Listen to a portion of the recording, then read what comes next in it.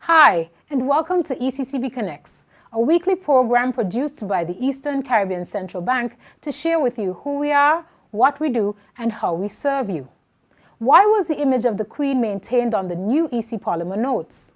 Governor of the Eastern Caribbean Central Bank, Timothy N.J. Antoine, answers this and other questions related to the new EC Polymer Notes on this episode of ECCB Connects. Stay with us. We'll be right back. The new family of EC Polymer Notes. What is different about these notes? The feel. Polymer notes are made from a thin plastic film which makes the notes feel smoother than the paper notes. The orientation. The notes have a portrait orientation.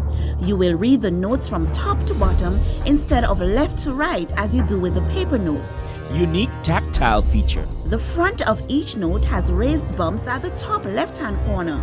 These bumps form shapes that are familiar to you. Holographic foil strip. This feature is on the $20, $50, and $100. When you tilt the notes, the images and colors in this section will change. New image on the $50. The back of the $50 bears the image of former governor of the ECCB, the late Honorable Sir K. Dwight Venner. New signature. All the notes bear the signature of the current governor, Timothy N.J. Antoine. EC Polymer Notes. Cleaner, safer, stronger.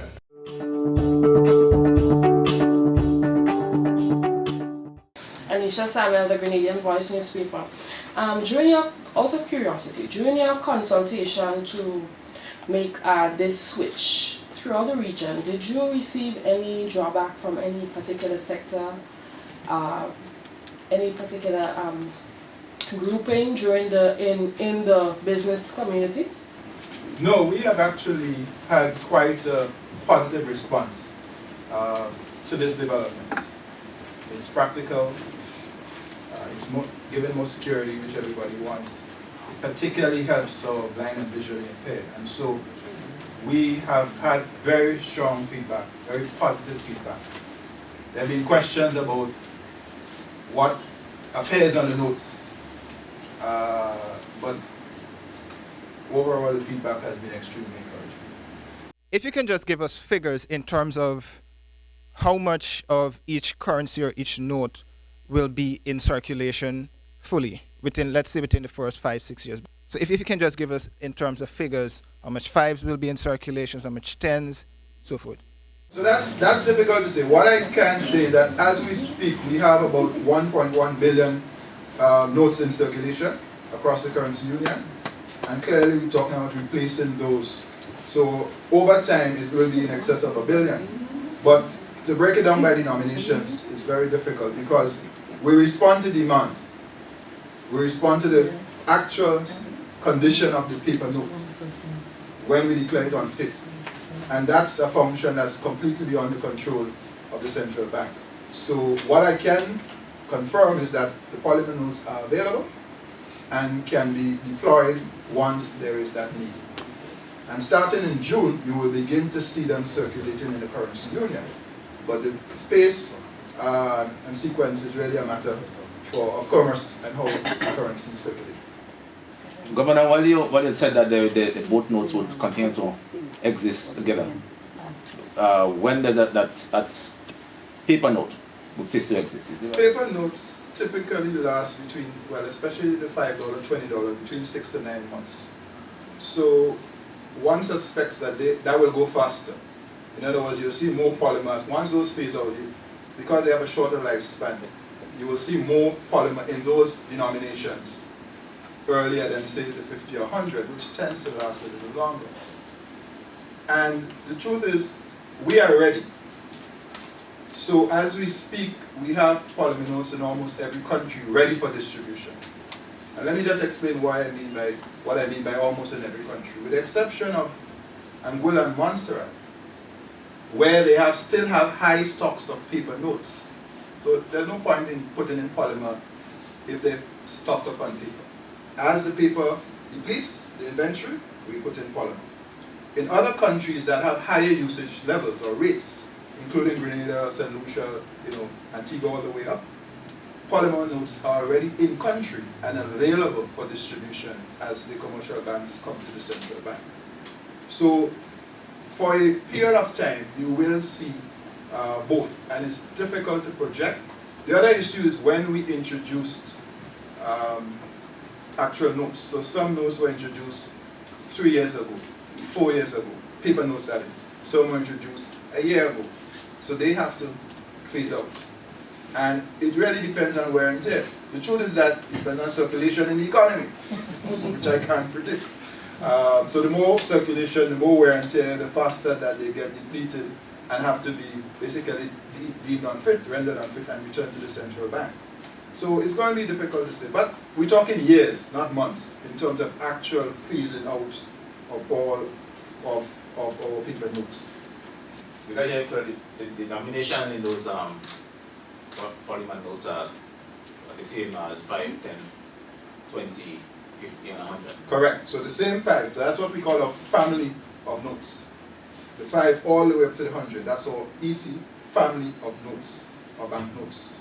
We will have polymer in each and every denomination this year, except for the 5 which we want to do next year, because there are already lots of 5 paper notes in circulation. And so we have to let that phase out. If you could just give us a cost in terms of the printing of the notes and the procurement of the paper and everything. So it's millions. And no, seriously, I mean, just on an annual basis, we spend about what, $8 million just in currency expenses. Because there is the procurement or minting of the notes, but then there's also the distribution, transportation. Remember, we are an 8-country currency union. It costs money. We have to insure it. A lot of things go into those costs. What I can tell you is that, and then for each note, the actual price differs. So the cost of minting a $50 note is different from the cost of minting a $20 note.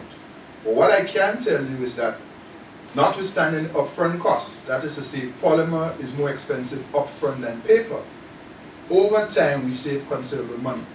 In fact, our projections indicate that over a 10-year period, we will save between 10 and 12 million US dollars, which is around just over 30 million EC dollars. Break that down on an annual basis, we're talking about saving about $3 million per year over say a 10-year period once we roll out these notes. So that in sum, overall, over a 10-year period, for example, the cost of polymer is actually about 55% lower than the cost of paper. I wanted to ask, is the ECCB required to keep the portrait of the Queen on the front of the notes, and if not, are there plans to have a replacement? So the answer to the last question is that there are no plans to have Her Majesty replaced on our banknotes. Are we required? Until such time as we decide otherwise, that is part of our notes. I think it's important just to say a couple of things, because a couple of people did ask us during the consultation about the Queen, and when I mentioned what is on the note, that was one of the references, that was one of the things I was referring to. As a legal matter, if we have to change the image of Her Majesty, change it, not even remove it, just change it, we have to seek the express permission of Her Majesty. And obviously, that's a process and that takes time. But secondly, and perhaps more importantly at this stage, or equally important, is the fact that within our currency union, we do have 2 members which are British overseas territories, in Angola and Montserrat.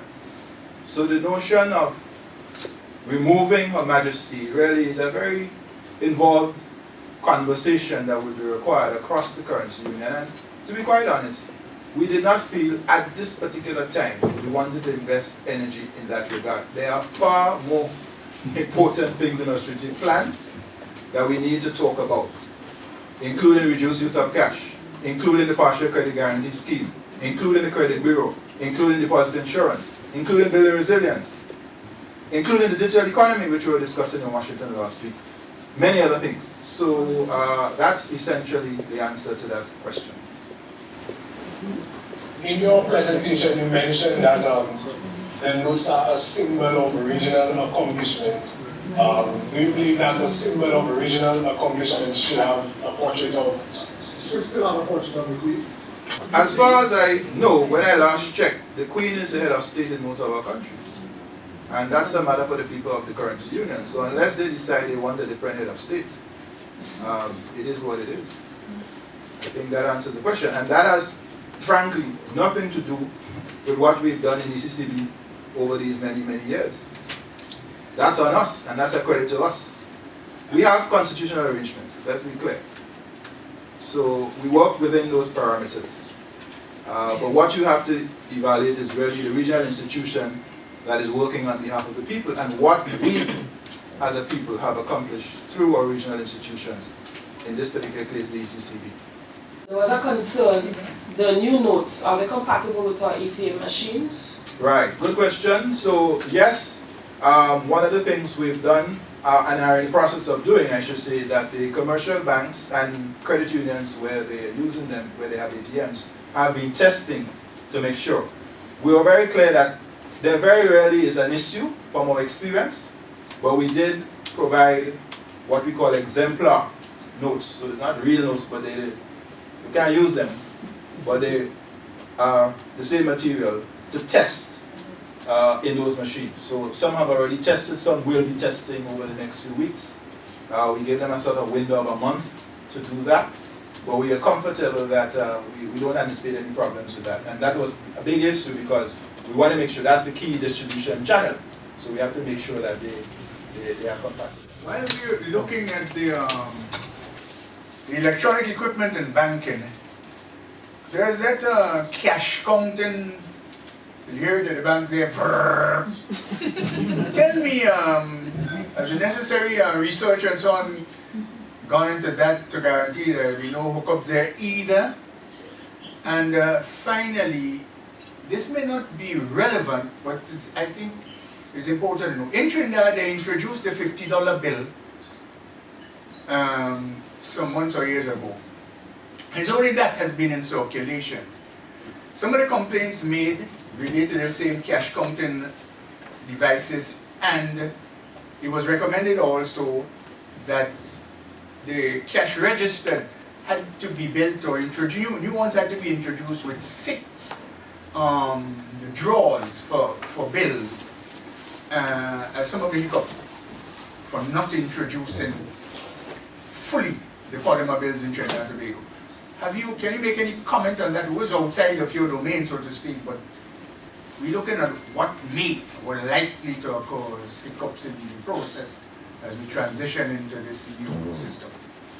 Right, so thank you, Citizen Rollo. I know all of the licensees, and I say licensees meaning commercial banks, and are expected to make sure that their internal systems, so not just the ATM, but their counting machines are compatible. That was something that they were required to do as part of the due diligence.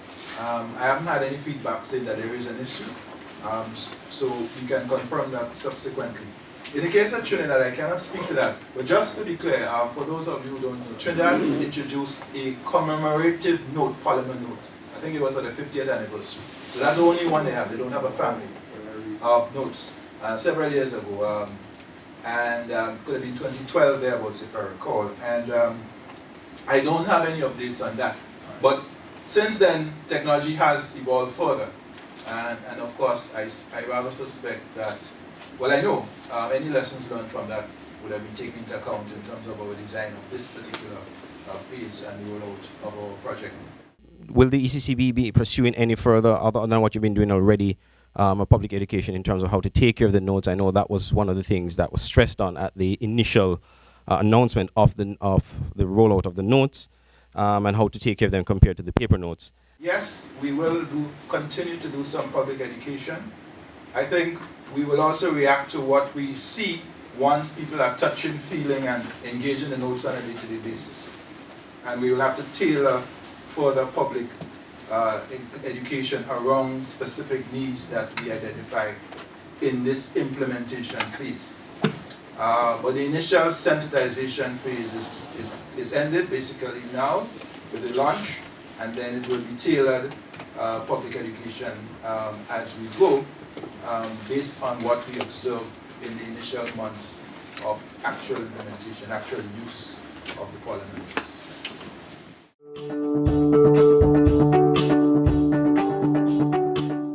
To view any episode of ECCB Connects anytime, any place, at your convenience, check us out on YouTube, Facebook, and LinkedIn at ECCB Connects. That's it for this week's episode of ECCB Connects. Be sure to stay connected with us via Facebook, YouTube, and LinkedIn, and join us next week when we bring you another program. Thanks for watching.